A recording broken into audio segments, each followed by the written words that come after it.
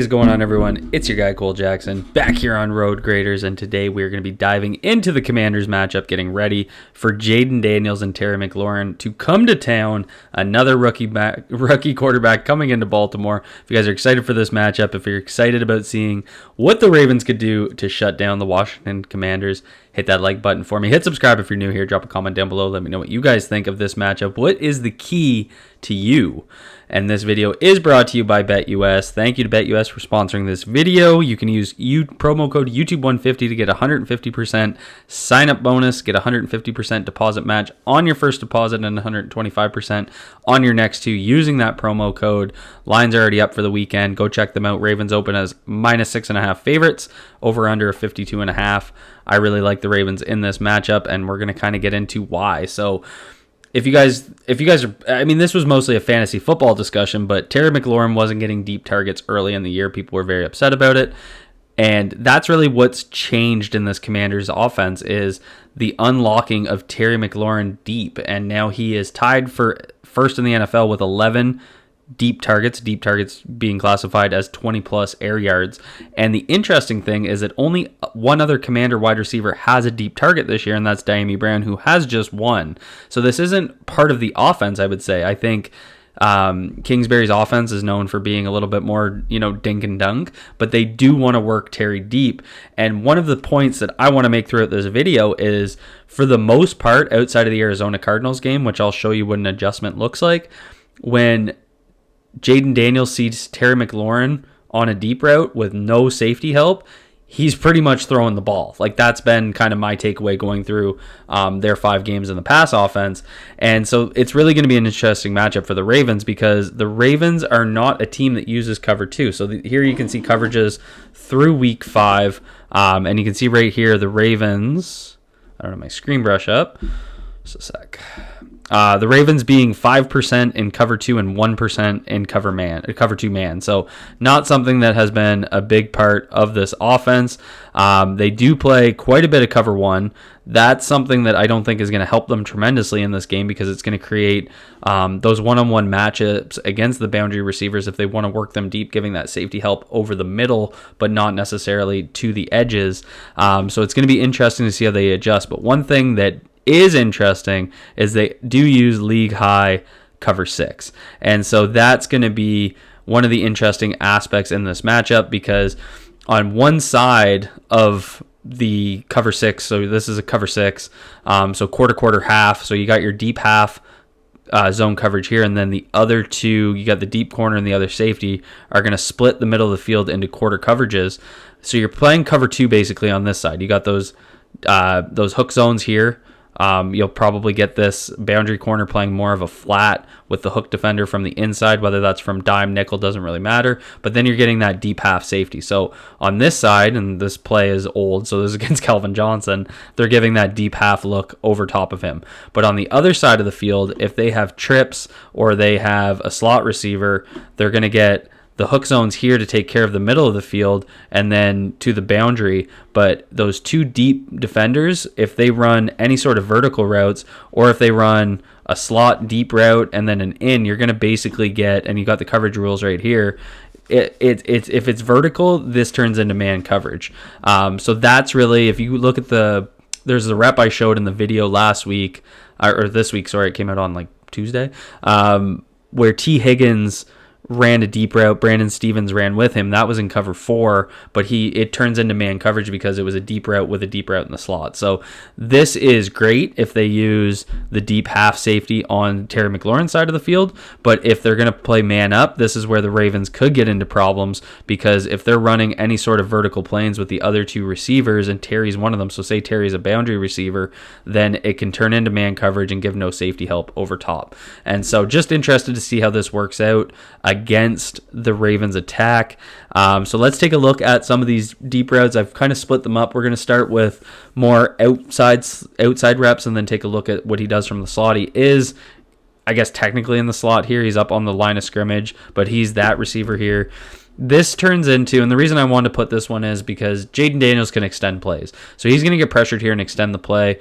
The Browns are playing what looks like cover 3 to me, and so the scramble starts right here. So Jayden Daniels is going to create time. He's got the pressure back here. And so he's going to create time. And you can see Terry right here, hand up in the air, because he's going to start to create space underneath this safety, who was the deep safety, but is stepping up because of the scramble. And so as that happens, Terry gets open there. So this is one of those things where, I mean, the Ravens kill teams doing this on offense because of Lamar Jackson and his ability to improvise. But if they're not able to stay true to some of their coverage rules, then they're going to get guys leaking, and that's when Terry McLaurin can kill you deep. And so here we're going to get a cover 0 look from the Bengals, and Terry McLaurin, like, two great plays here. Jayden Daniels is going to stick in. You're going to see this player come unblocked. I'll run it through a couple times so you can watch different components of the play. This player is going to come in, 22, must be Geno Stone. He's going to come in unblocked and absolutely crack Jayden Daniels. He's going to throw this while getting hit. I believe this was this a primetime game? Because this was the play where people on Twitter were freaking out when they hit this. And Terry's going to hit this double move. And so they are in cover 0, so it's not the exact same type of situation. But it does show what can happen if you can get isolated in off-man coverage against Terry McLaurin. He's just going to hit a double move. So let's run it through, and then we'll run it through a few times. So see the double move there from Terry, create that separation, and then Jayden Daniels throws an absolute dart. Now let's watch it again. Watch Jayden Daniels, focus on him on this rep, and watch him get this ball out while getting hit. Just stands in there, fearless, getting that ball up, throws an absolute dime. So this is one of those things where we have to be cognizant of those double moves. If he's getting isolated against a Nate Wiggins, for example, who struggled on that sticks route, he tried to play the sticks against Iosova when Burrow hit that, like, insanely deep throw. I actually think that was against cover 2, but it was a sideline thrown like, it was just an insane throw by Joe Burrow. So there's only so much you can do in these coverages, but being cognizant of those double moves against Terry McLaurin, that's what he does so well. That's what makes him such a good receiver.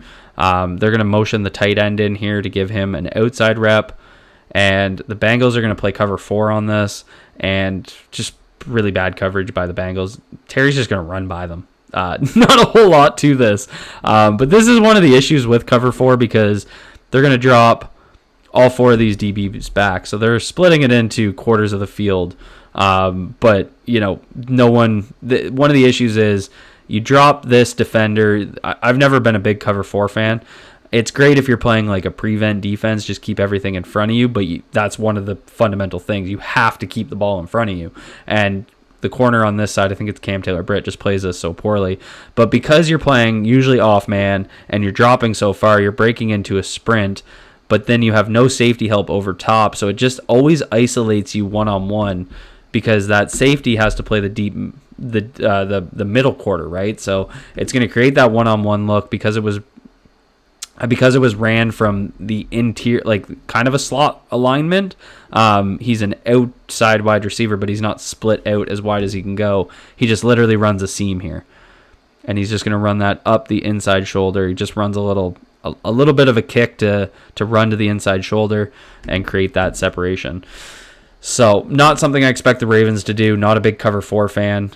You run that against cover 6, but and that's kind of my point about showing cover 6. So if they don't have the deep half safety on that side, because it's a deep route, that turns into that one-on-one matchup. And that's where, as much as I like the cover 2 aspect embedded within cover 6 by having half the field with that deep half safety, it can create the opposite side of the field with those one-on-one matchups. And that's where the Ravens got into some trouble last week against the Bengals.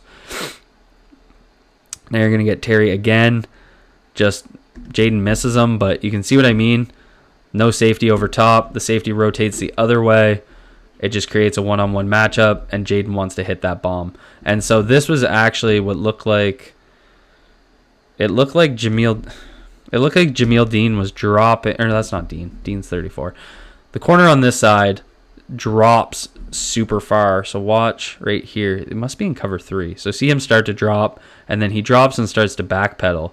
And so Jayden Daniels just takes advantage of that. So again, that's kind of one of those disguised coverages. That's something the Ravens have been doing quite a bit, trying to disguise those coverages, but getting themselves into problems doing it.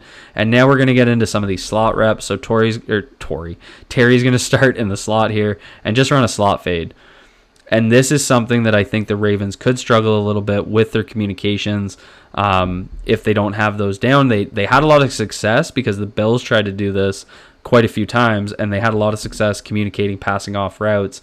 But you're going to get that in-breaking route, and this is just against man coverage, so not a whole lot schematically here. But if they're dropping into something like a cover 4, cover 3, they need to exchange the in-breaking route and the slot fade. And pretty much every time Terry lined up for a deep route in the slot, it was a slot fade. And so that's going to be something like we will see a slot fade from Terry McLaurin in this game, probably in the red zone. So the Ravens have to be prepared to that. If they're in zone, they need to be able to pass that off.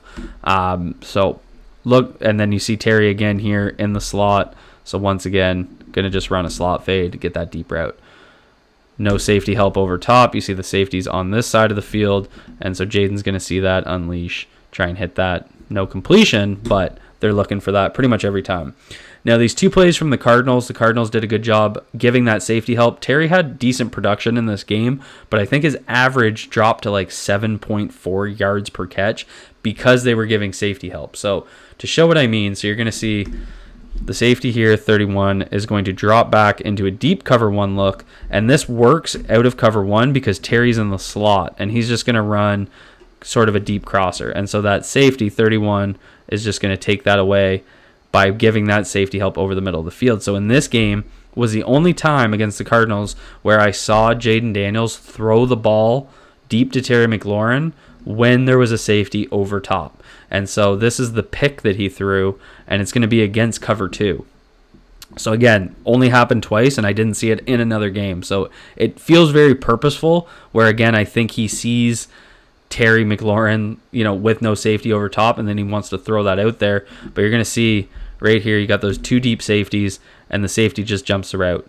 So that's something that I think the Ravens need to do. They need to give that safety help over top, take that out of their playbook, take that tendency away, and try and limit them. Make them play underneath you. Brian Robinson might not be playing in this game. It looks like he's injured. Make them have to run the ball on you without their best running back. Make them have to dink and dunk. Constrict them when you get into your end of the field, into the red zone, force some kick field goals. I think that's one of the keys to this game. Take Terry McLaurin out, make someone else beat you. That's how I would do it. I think I'm really interested to see if they go into those cover 6 looks, if Terry McLaurin ends up ISO'd against one of the deep quarters. How are the corners and the safeties going to handle it this week? But really interested also to see if they switch into more cover 2 looks to take that away, do what the Cardinals did. So that's what I have for you guys. Hit that like button if you enjoyed this breakdown. Hit subscribe if you're new here. Drop a comment down below. What's the key to this game for you? And thank you to BetUS for sponsoring this video.